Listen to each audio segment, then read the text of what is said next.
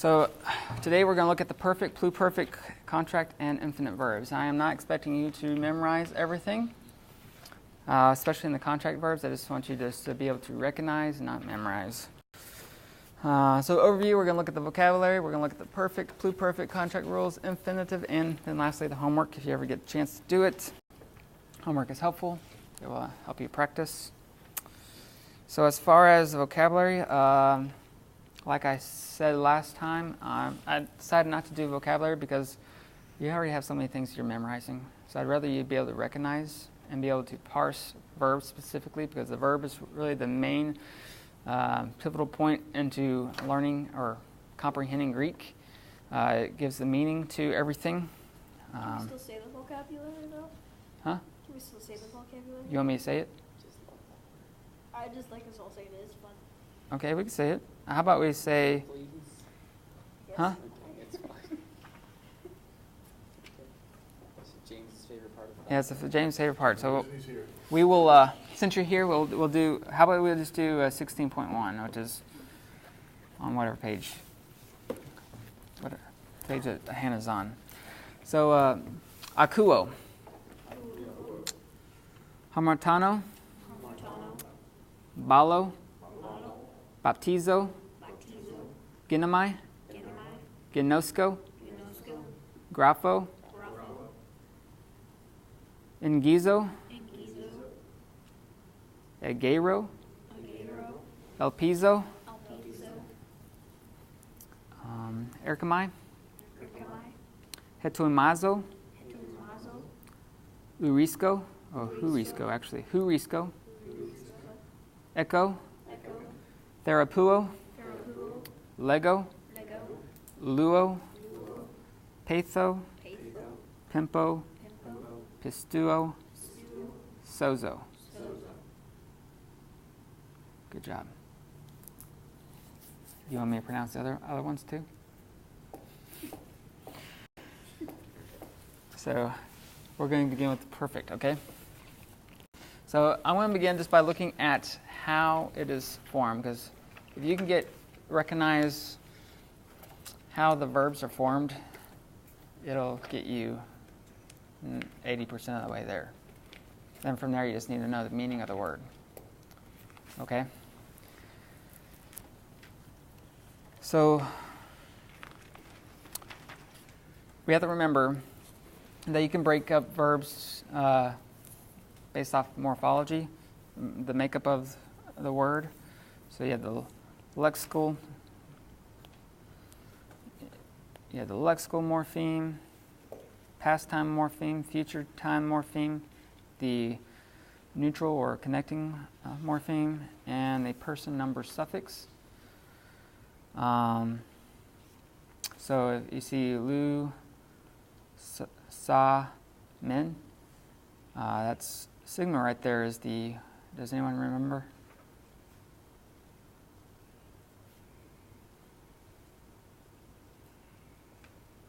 You can look at your chart if you want to. Well, that's what that is, but you know what the sigma is.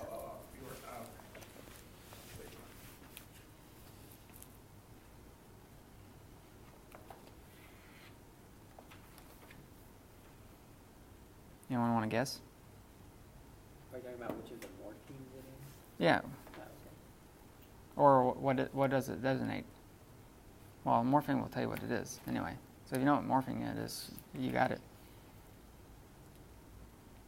Did I say pastime morpheme? That's actually passive morpheme. Not pastime, passive morpheme.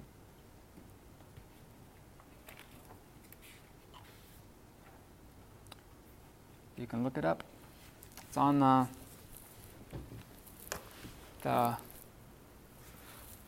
chart right there.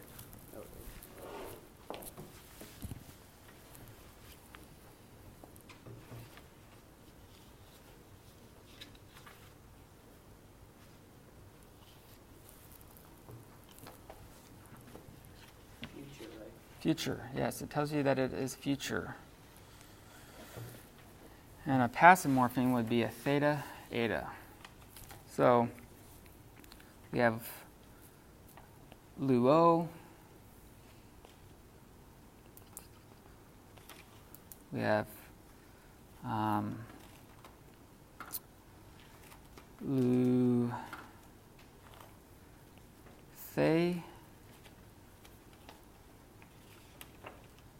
Luthe, sa, men. I'm running out of room, sorry. Luthesamen, which is the sigma would be future, theta would be passive, and the men would be plural, first person, men, ted. And so it would be we will be loosed. Got it? So if you can understand those, this is what gives the meaning right there.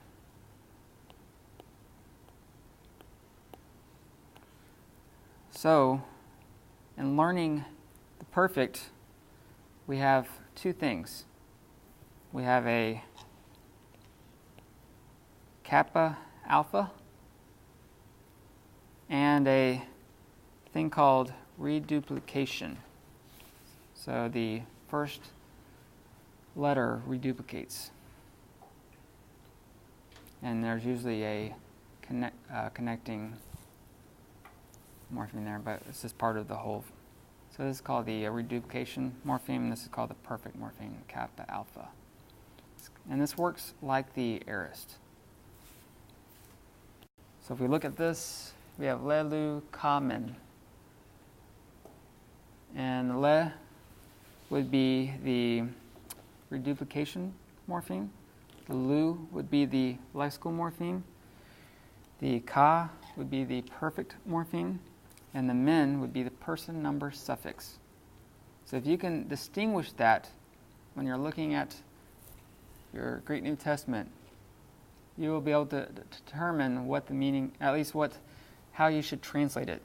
Then all you have to do is look it up in the dictionary. What is the meaning of this word? Does that make sense? Because not many words have a kappa alpha in it by itself. And the endings it's going to tell you what the person number suffix is. So you really have to distinguish, is this part of the lexical morpheme, or is this a reduplication? And usually if you see an epsilon with the same letter right here, going back and forth, the lambda, that is most likely a reduplication. So, and for the perfect, you would use the word have or has. It's like I have, you have, she has, he has. Does that make sense? So here, if we're looking at this, men is what again? What person number is that? First plural. So we have loosed. Or, yeah, we have loosed.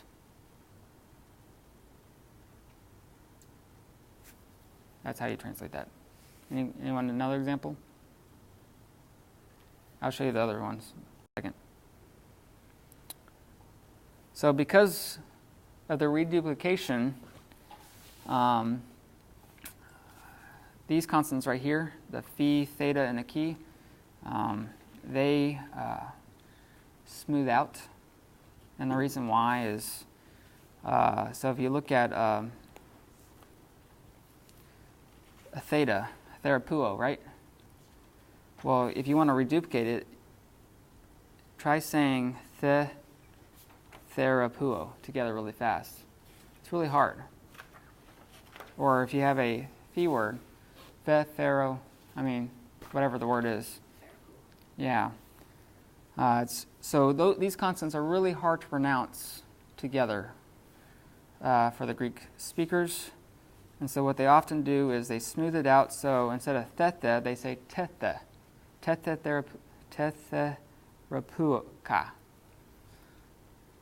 Tetherapuka. So instead of I heal, it is I have healed. That's smoother. Huh? Therapuo is way easier to say. Therapuo is the present. I'm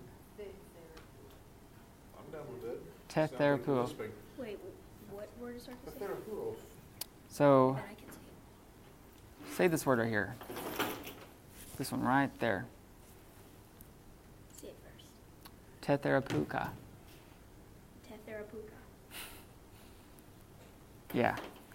Well, instead of saying te, say the therapuka really fast. Theparaku. Yeah, that is interesting. So they make it smoother for pronunciation's sake.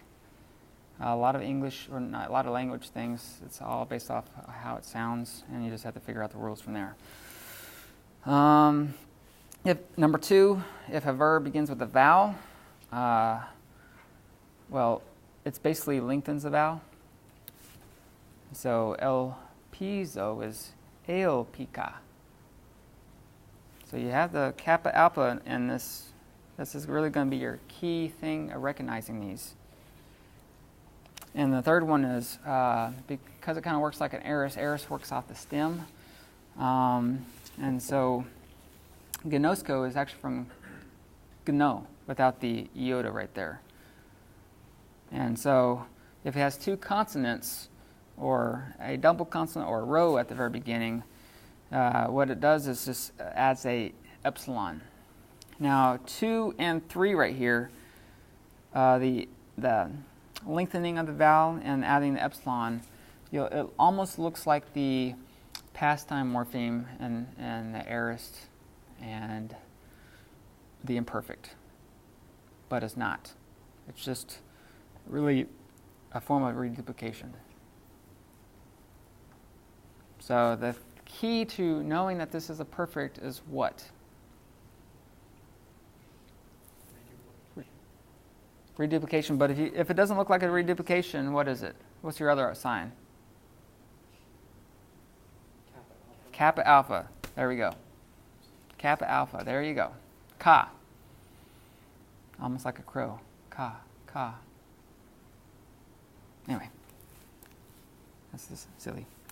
Number 4, in compound verbs, reduplication occurs between the preposition and the verb. And the same thing happens with the past time morpheme. It happens between the preposition and the verb on the compound verbs. So it says, well, I don't really, this is a hard one, but ex erchomai is ex el thua.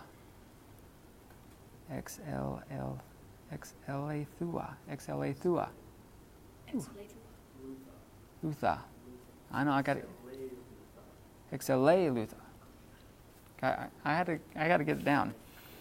But you'll notice it doesn't have the kappa in this one, but the alpha remains, and really this is, like I said, it's kind of like an aorist. Aorist has first aorist and second aorist. Well, perfects have first perfects and second perfects. But the ale is lengthened like that, if I remember right. I think about it. I don't like that example. I wish I had another example. Okay, so just so we can just review, we have the present active forms. We have leluka, lelukas, leluke, lelukamen, lelukate, lelukasi, or lelukan. And you'll notice that it's almost like the aorist. It has there's nothing there, like the aorist. You have a sigma instead of ace. Has a nothing there, like the aorist. Except for these generally follow the primary tenses. Mente, usi, except for the usi, it's the C at the end. This is the main difference there. However, it can also have the on at the end, like son, but con instead. So the main way to realize that this is part of the primary tenses is that it does not have a past time morpheme. It has a reduplication morpheme. And that's the key to knowing that. If you look at that, you have the primary tenses and the secondary tenses. Well, these endings kind of follow the secondary tenses. But what makes it not secondary tense is that it doesn't have the past time morpheme. And however, when we look at the next slide, he has a mai sai tai methasten tai, and that actually follows the primary tenses. But you also know that the past and middle does not have the kappa alpha. Do you see the kappa alpha in there? No. Yeah, but you do have the reduplication. So that's what's going to be your key to knowing that it is a perfect. You look like you had something to say. No. Okay. So again, you have the supplied word have or has part of it. So passive would be I have been loosed, and middle would be I have loosed for myself, or I myself have loosed, and all those different options that you have. Remember those options? Yeah. Any questions before I move on? So the main things to recognize the perfect is the two things. What is those two things?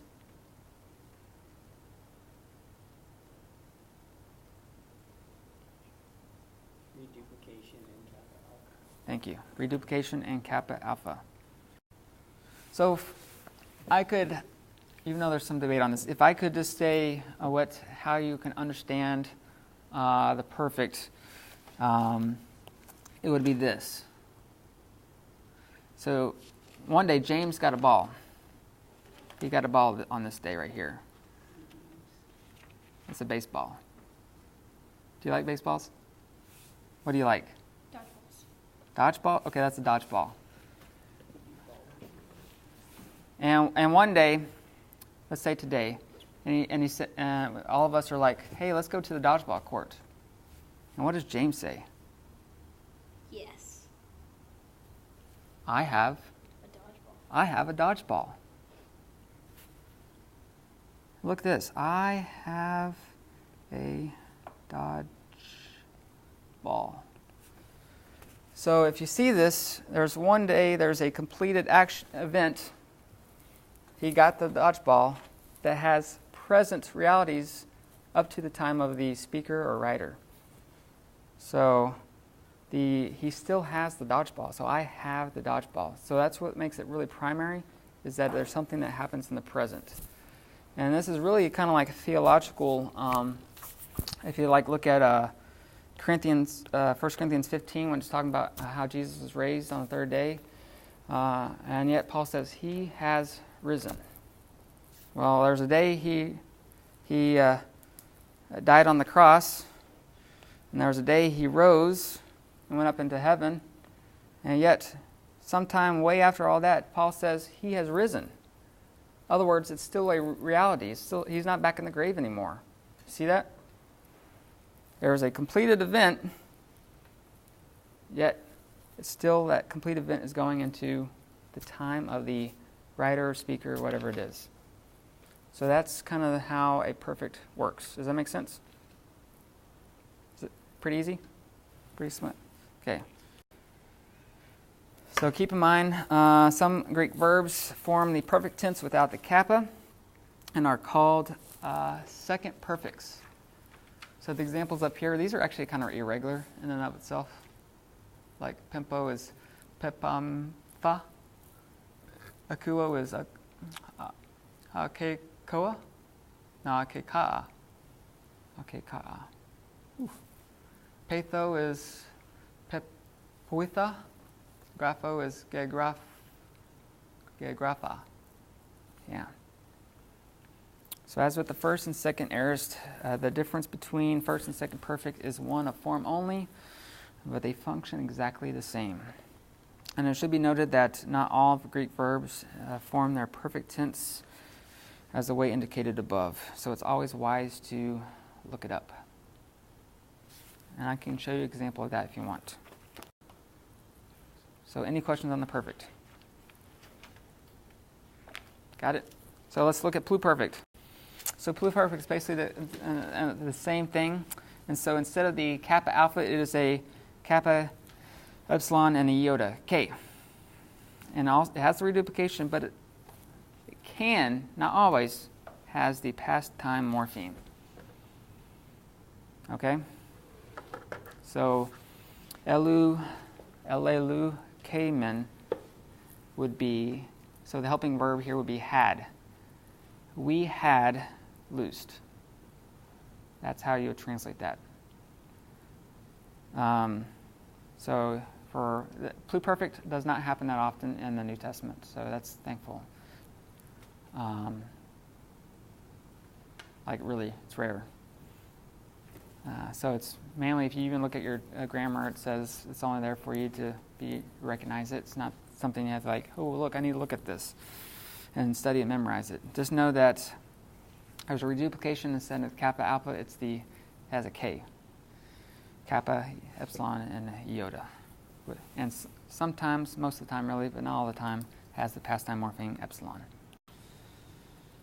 There's a typo in the book. I don't know why they put the extra new right here. If you want to take that out, go for it. This book has a lot of typos in it. I don't know why. You think they would have checked it before they publish it? Maybe that's why it's free. That could be why it's free, yes. Yeah. So again, if you look at it, you see the word had.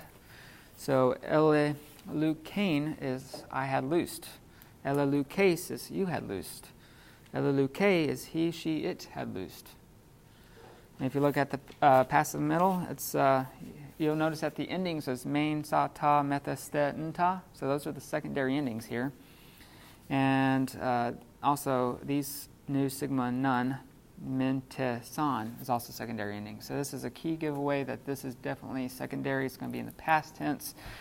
Even if it does not have the epsilon past tense morpheme at the beginning. So elelumane would be I had been loosed, or I had loosed myself, or for myself. Cool? So it's just there for you to know. It doesn't happen that often, but it does happen. If I could look at it on the little timeline thing, so James got a dodgeball, except for someday shortly after, someone stole it. They ran away with it, okay? And so now we're all here talking about going to dodgeball. And he said, I had a dodgeball, but not anymore. So that's kind of how that works. Cool? So it's something that happened in the past and is no longer there in the present, basically. Any questions on that? Okay. And really, we'll get to, oh yeah, contract verbs. This is great. We're moving pretty fast. So contract verbs. These are a little difficult. And if you look at your book, it says you do not need to memorize. These are more of a reference. But do know that a lot of words that happen over and over again, like agape, or agapa, the I love, agapao, is a common word. And yeah, we'll get there. So contract verbs, we are familiar with the process of contraction in English. It occurs when two elements are combined into a shortened form, like cannot turns into can't. Will not turns into won't. It is turns into it's. Something that all languages do for the most part. And it happens in Greek. So in Greek there is an important class of O or omega conjugation verbs whose stems end in a short vowel. That is a alpha, omicron, or an epsilon. These vowels contract with the connecting vowel, omicron or epsilon, in verbs forms built on the present stem to form a single long vowel or diphthong. This all makes no sense to you probably, but I'll show you what it looks like, okay? So if you look at your book on page 121, you'll see this contraction chart. If you're just looking at it, you don't even know how to use it. So I would recommend drawing some lines here, because I don't know why they didn't put lines, because I didn't understand how to do it until I looked up at a different one. So the way contraction works is something at the end. You have, let's say, the stem of the word or the ends with the alpha. Well, you need to the next thing that you're adding to it is an epsilon. Well, what stays is the alpha right there. Okay? Let's say we're doing epsilon, and we want to look at the omicron right there. Well, what's going to happen is omicron epsilon. So you don't really need to know this, you just need to be able to say, this is why it happens. And you can use this chart as an example. Okay?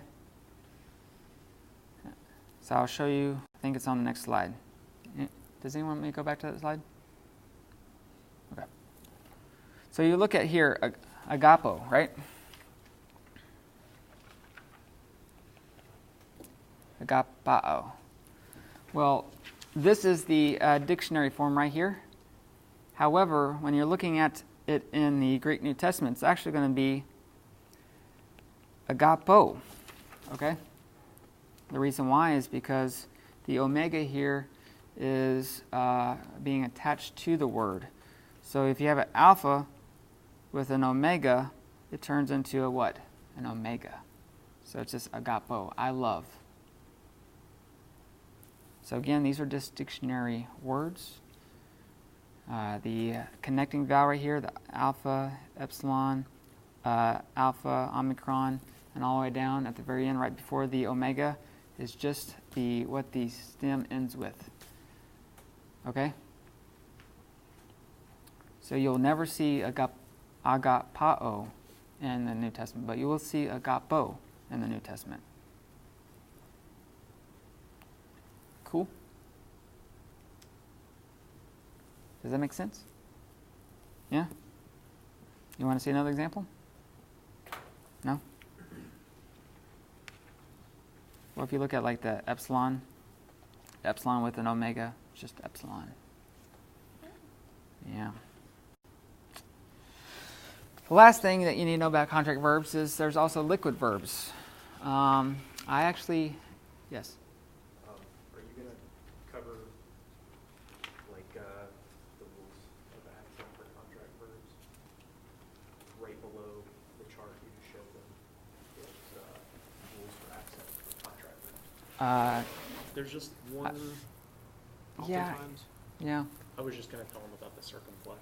Yeah, I was actually, it happens here too. Okay, keep going.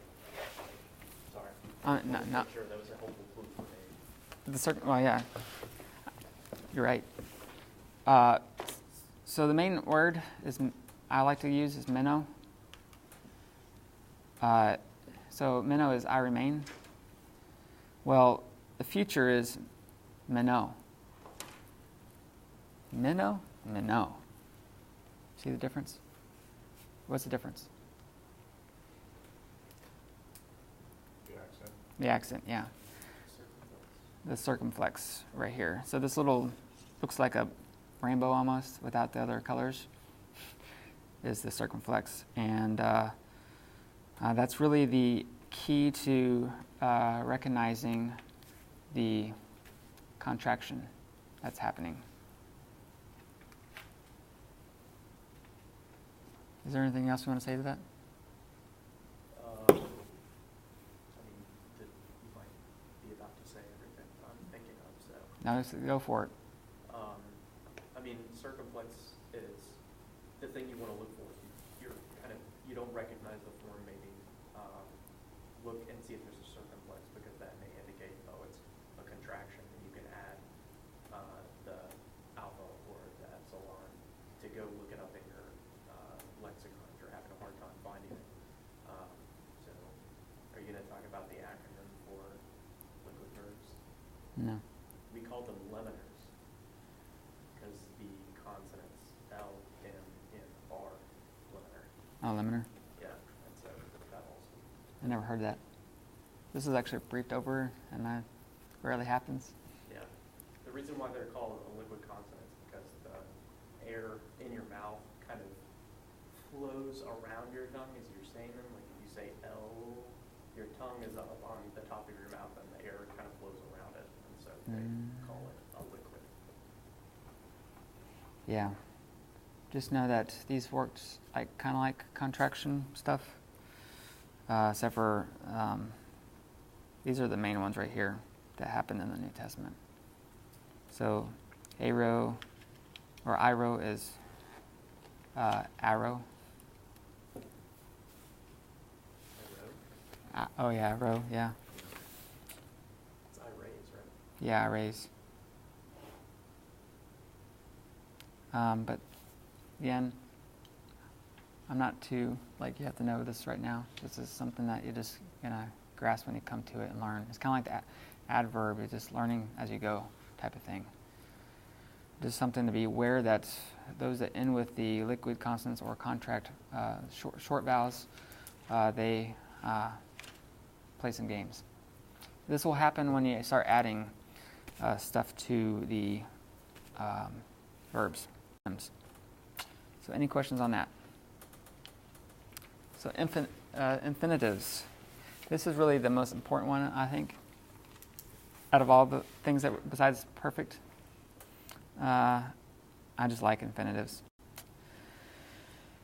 So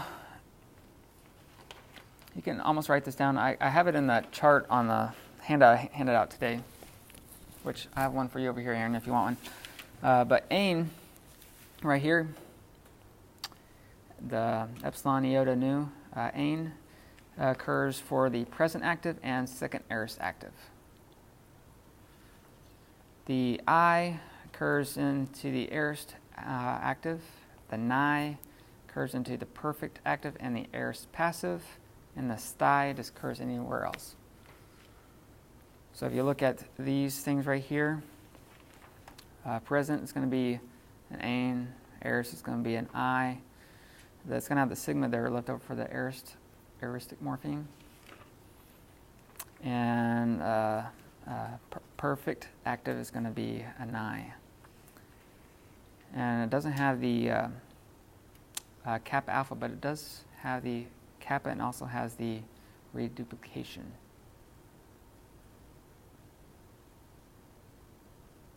So the middle voices is going to be a sty all the way down. Passive voices is going to be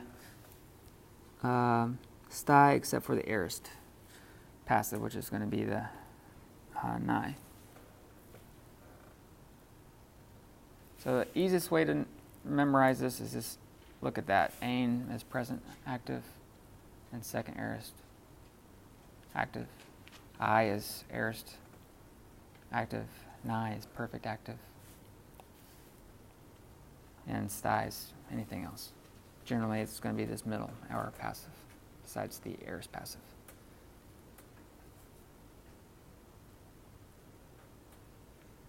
So luane. So the infinitive, if I could just talk about it, is just basically adding the preposition to in front of it for the most part. And so luo is I loose, but luane is to be loosing or to go on loosing. And it could mean to loose, but generally you want to kind of understand that the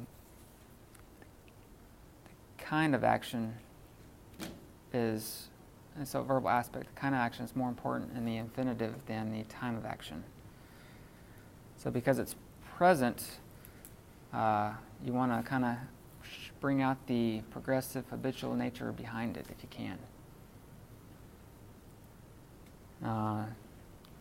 Aorist active is actually going to be the base to infinitives. It's just too loose. It's just summary of what's happening. It doesn't give you anything else. And remember, perfect is what we learned just earlier today. It's something that has a completed event in the past that has continuing effects to the present of the speaker, writer, whoever's speaking. And yeah, any questions on that? So yeah, if you look, luane, lusai, lelu, kenai. So to be loosing, to loose, and to have loosed. So again, in the English, the primary form to indicate an infinitive is with the English preposition to. It's like Hamlet famously said, to be or not to be. And generally, if you, besides in a couple of cases, if you just add the to whatever the word is, it'll generally, the function or how it's being used in a sentence should be intuitive. But some other things, there's more in the book, but you have one is complementary infinitive, and the second one is epigetical infinitive. They both, so the first one is complements a verb, whereas the second one further explains the adjective, nouns, and pronouns. So in the first example, who is able to save or to be saved? Well, to be saved is complementing the verb able. Whereas the second example from 1 Thessalonians, for this is the will of God, your sanctification, for you to abstain from. Well, to abstain is actually further explaining what sanctification is. So it kind of helps you understand what it means by sanctification, basically, in this sentence. The last one, substantival infinitive, which we're actually going to look at this later. To go on living is Christ, and to die is gain. Both of those, to go on living and to die, are both used as a noun, or act like a noun, or they function as a noun, I should say. But they could either be a subject or object. And number 3, usually this happens in the Gospels, but it can be used as indirect speech. But most of the time, indirect speech is used with the hot T right here, which is that.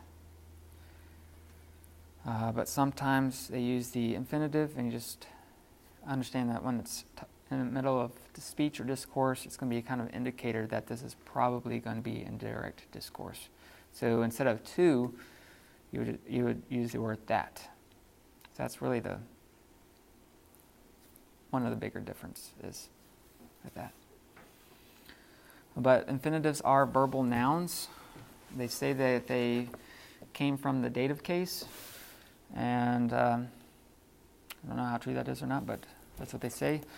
And because they are verbal nouns, they can be used as complementing verbs or as subject or objects, and so on and so forth.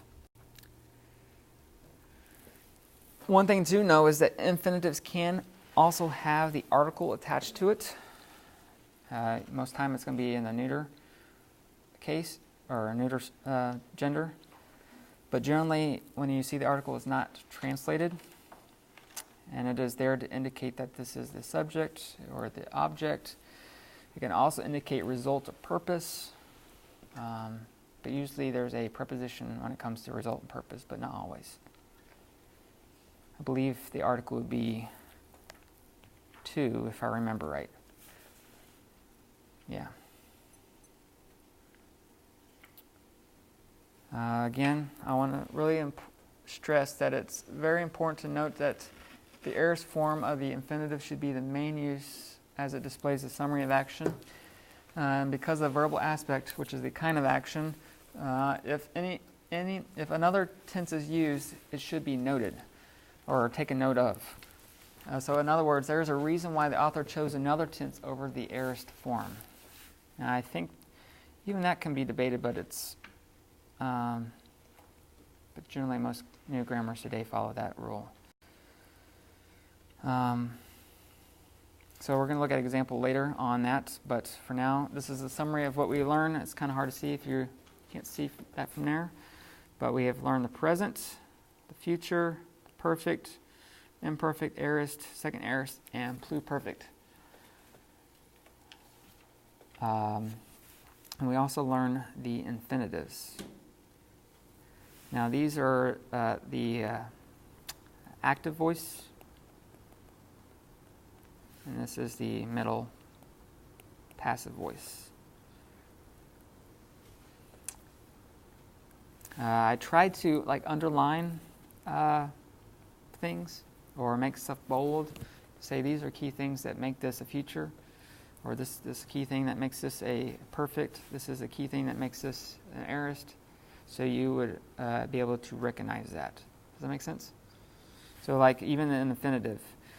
Yeah, loci. Well, the sigma is what's left over. It's not a future, but it's going to be the aorist, because there's no future of the infinitive. But you have the psi, but you'll notice that in the passive there's a theta. Well, if you remember over here what we learned in the aorist passive, well, there is no sigma alpha. It's got the theta eta or the eta by itself. So the aorist passive is going to have the theta eta in it. So hopefully that's helpful to you. To kind of like the things that are in bold are basically what helps you recognize that this is an aorist or perfect or pluperfect. And the things that are underlined is the person number suffixes, and also if it's passive or not. Yeah. Cool. I try to do italicize some things like the reduplication stuff, but when you're actually looking at it, unless you're looking at it close, it's hard to tell. But so for homework, if you want to do it, I recommend doing it. But on page 118, just do number 15. On page 126, do number 9. And on page 134, do number 5.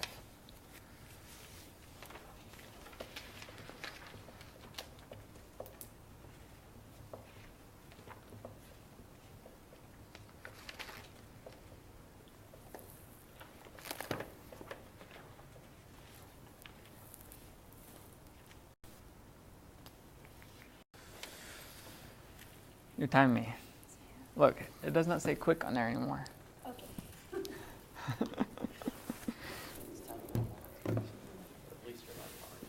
Yeah.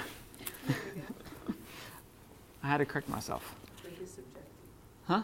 Quick is subjective. It is subjective. You're right. So you weren't lying. It's relative, depending on time, what you're used to. Okay, so we have Philippians 1, 20 through 21. Does everyone know what kata is? You can look it up. This is application, so it's time to look it up.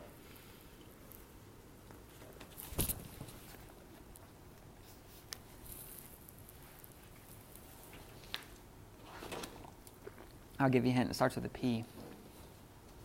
Praise. It's not a praise.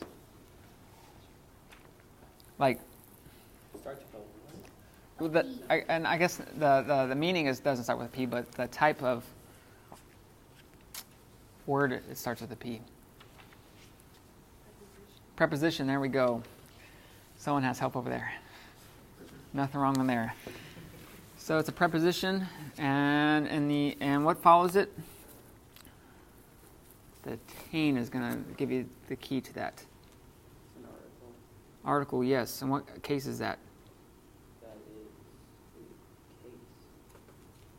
So if you accusative. So kata plus the accusative is what? Along or according to. So let's just do according to.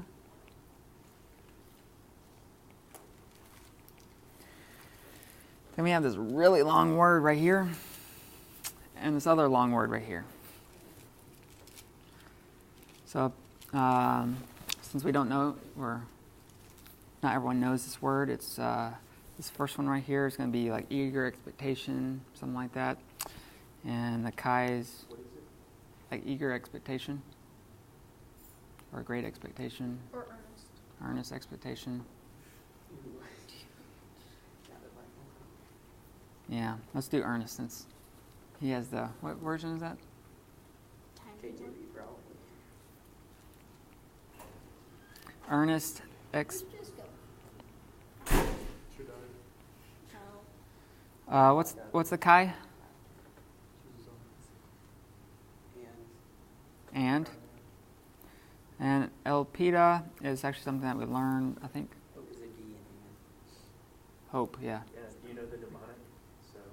normally it's L piece.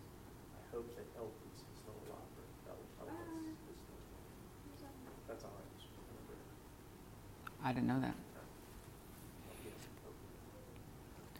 So we have hope, but we have a mu there. And so it's according to earnest expectation, a hope of me. How would you smooth that out in English? My earnest expectation. Yeah, according to my earnest expectation and hope. And you notice that this does not have any epsilon or accents on it. So it's not going to be like a emphatic or, and also even how you pronounce it. It's kind of, anyway, well, that's another thing. So hot tea. You know what hot tea is?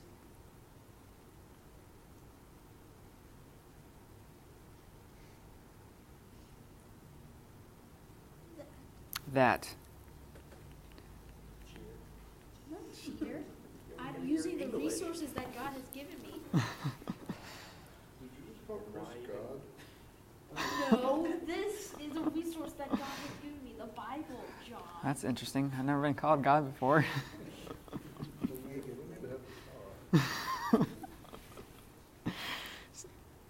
So hot tea is that, or because, but here we're going to say that. You know what in is? In. Well, what is it? It's in. Depending on if it's instrumental. In or- is in. But what part of speech? What part of speech is? Yeah. Oh, it's a preposition. Yeah, preposition, yes. So that in, here, I got to, oops. Anyway, in, we didn't, anyway, I don't think you know that in nothing. Then we have this big word right here. Now let's see if we can break this up. Can everyone see it? What is something that you recognize it? I'm not asking you to know this word. I'm just asking you to recognize it. What is something? Huh? Yeah, you have the theta eta right here. Yes. Boom. What else?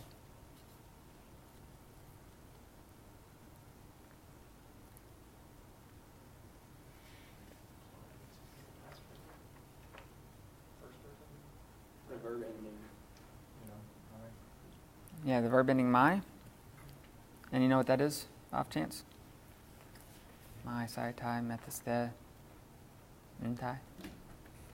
My is the very first one.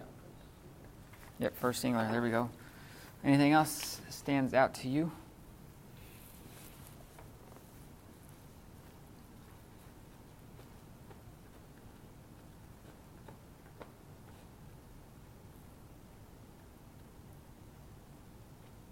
We kind of pointed at it at the beginning of the lesson on Lusamen.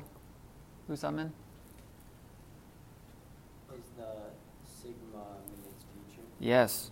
And the other is a neutral morpheme. Yeah, the other is a neutral morpheme. So this is going to be the lexical morpheme right there. It's a little longer.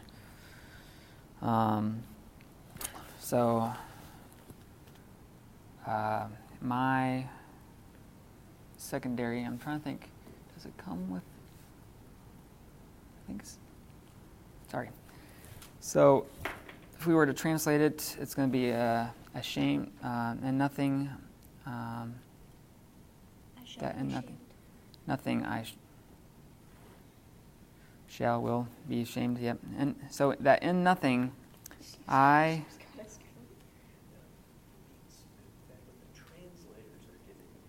So I have to double check, but this could be just like a middle. And so I myself, no, yep, no. Hold on here. Can I see someone's paper? That one. Just making sure I'm right. Nope, it's just passive. So it's not middle at all. It's just passive. So that I will be, so the will is from the sigma and the be is from the theta eta, ashamed. You know, all right here.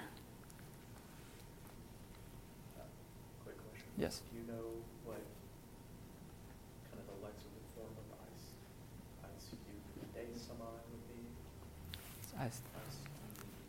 I think it's net-o or something like that.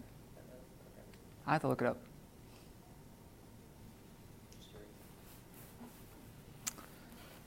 So all. You'll notice that this has this little apostrophe at the end. So if you look at, I don't know if I... Is it the strong but? It's a strong but, yeah. But... That verse is a strong but.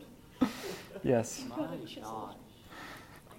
John or Aaron is gonna say something. No, I didn't expect Aaron. You got chiseled boots. Then we have in again, right? What's in? In. But in passe. So in all. Boldness.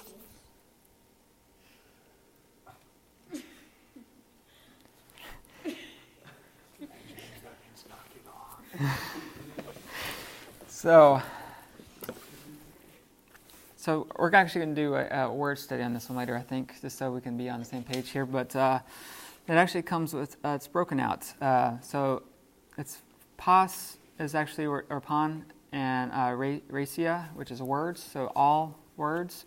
So the idea behind this is kind of like speaking open or having the freedom to speak. So you could say fearless or bold or courage or anything like that, but I think it's probably better to say it's something like, but in maybe in complete freedom to say, or something like that. I don't, depending on how you works in the sentence.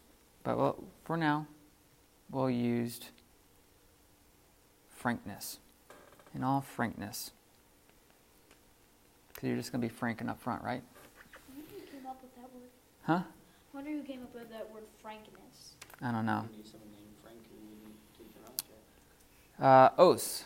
This is really easy. It's actually So it's probably only how through sheer luck that we didn't call it Jamesness. Yeah,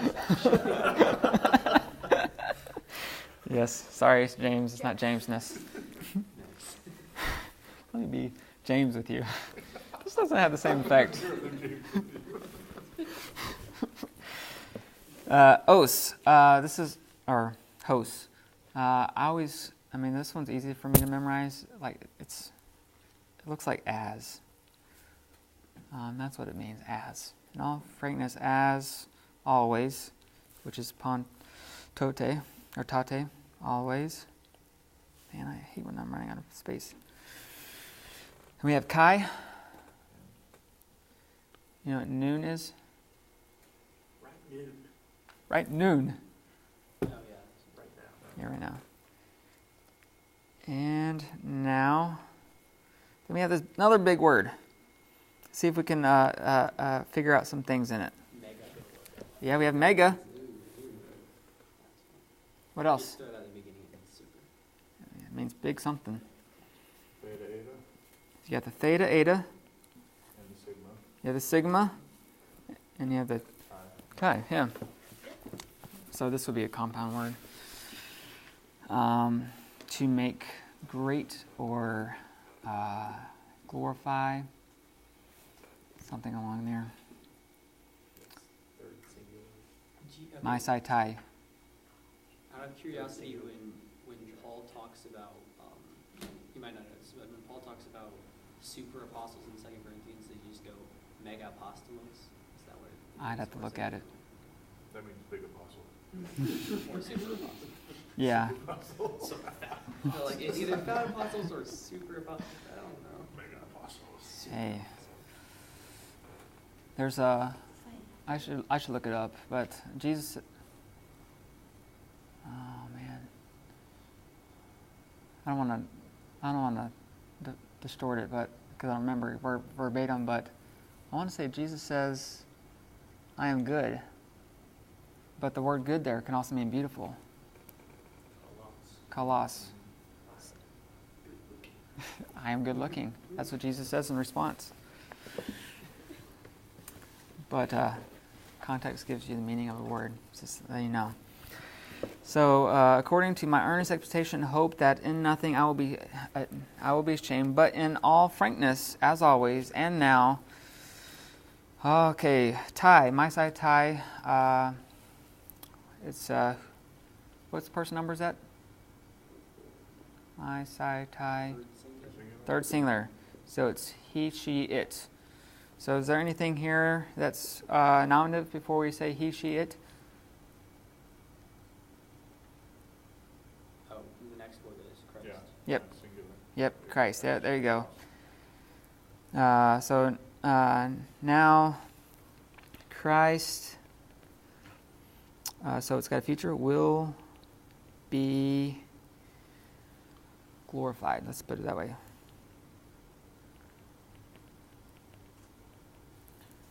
Or you could say, since this is looks like a middle, it could be Christ himself will be glorified.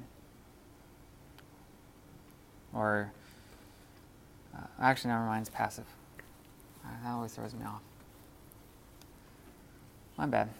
Forget that, I said that. The theta eta is always passive. So then we have the in to somati. What is in again? In. Soma is actually from our last lesson, which means body.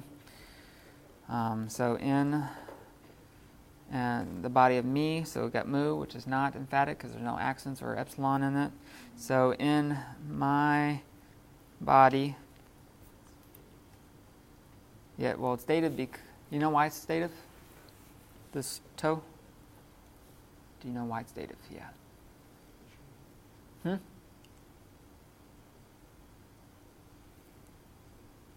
You can throw out a guess. Is this indirect object? No.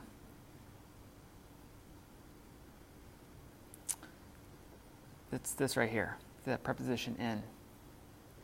In always takes the dative case. It is a direct object. Prepositional phrase, direct object, yeah. Could be. Well, the date is always the indirect object, is it? No. I think it modifies the direct objects. So in my body, then we have ete,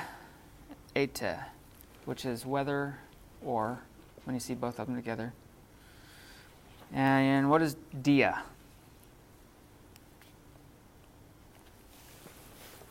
Preposition, I assume. Yeah, preposition. You know what preposition it is? Through. Yes. Whether through and zoes is life. Through life. I'm going to put it down here, sorry. Or we have another dia. Through death. Thanatu. Now we get to our verse that I want to look at. Verse 21. Emoi. Actually, there's this gar right here. And gar is post-positive. That means it comes out after the first word. Well, it doesn't have to be the first word, but it comes after the first set of words. And it means for. You translate it first. Huh? Yeah, you translate it first, but it shows up in Greek, not the first. So for emoi, what's that?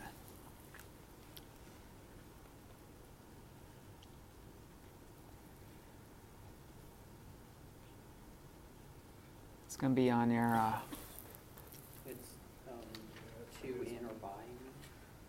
to in or by me. Yeah. For to me,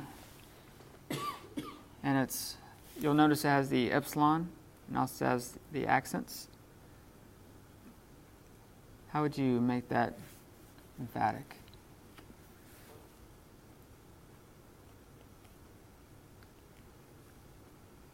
For to me.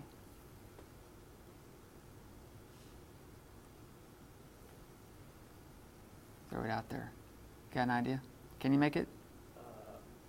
Underline it. You can underline it, or you can Italicize it. italicize it, We got to be careful with that because the King James, when it italicizes, it means they're adding words. Oh, that's what that meant. NASB does that too. Huh? NASB does that too. NASB does it too. Which I'm glad they do. They try and let you know. Yep. So for to me, and we have ta zain. Now, just so we know, it's zao is where it's come from. Huh? I just said it's a great metal band. Same. And we're going to add something to the end, which we're actually going to add the ain. So if you drop off the omega and the alpha and the diphthong epsilon and iota makes the eta. So it's zain. So this is going to have the article. You got the hiccups now. For to me, and zaos, I live. So if you were to make it as infinitive, So funny, John. Because you hiccup and your head literally That's moves. why. You make no sound, your head literally like jumps. so Continue. zao means to, I live. So if you want to make this as an infinitive, what would you do?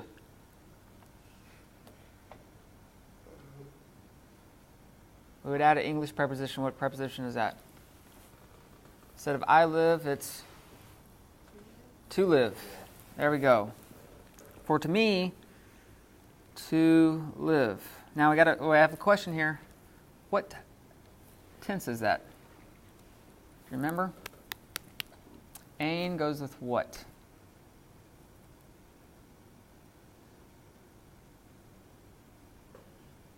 If you wrote it down. No, that's case. Tense would be present, aorist, perfect.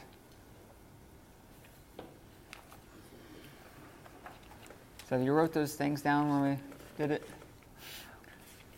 Present, yes, it's present. So how would you...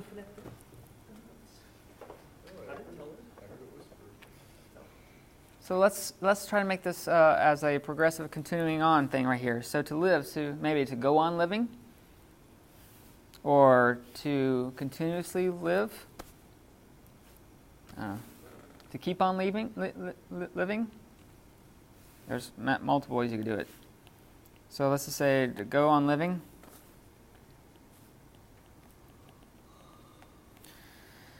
And we have Christ. To go on living, Christ. And usually if there's no verb, we supply the to be verb. Go on living is Christ. I need to delete that. Then we have another Kai. So and then we have this right here. Now can you what's noticeable?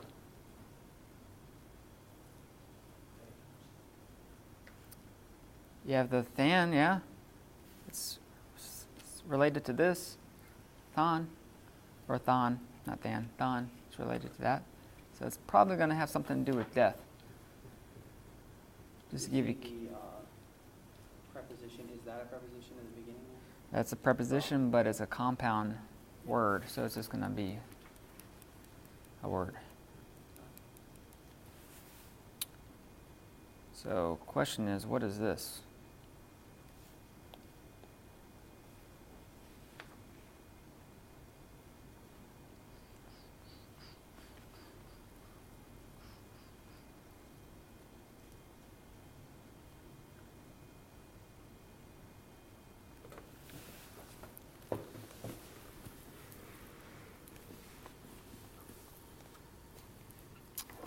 I'll give you a hint. It's classified as a verb, verbal noun.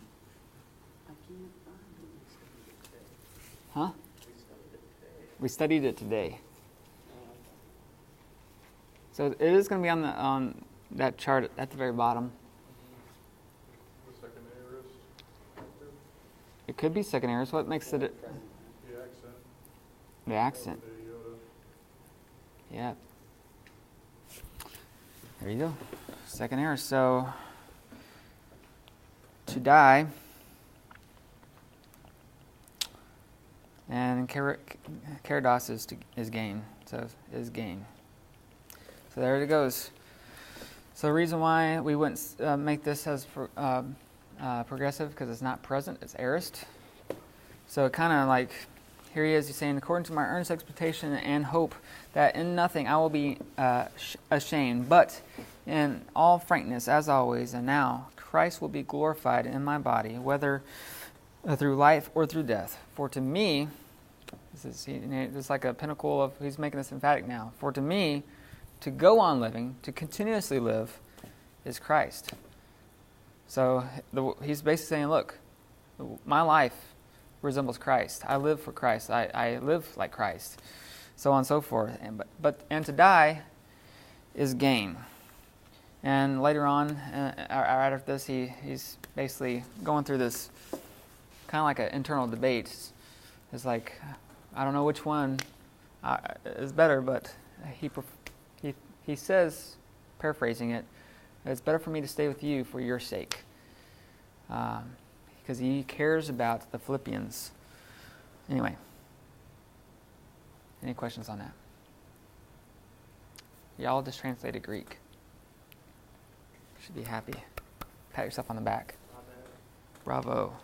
The zing, Huh? I mentioned the word zing. I mentioned before about circumflexes. There's a circumflex Yes. in the eta, which clues you in that there's been a contraction of some sort. He wrote it out a minute ago, the alpha, meaning the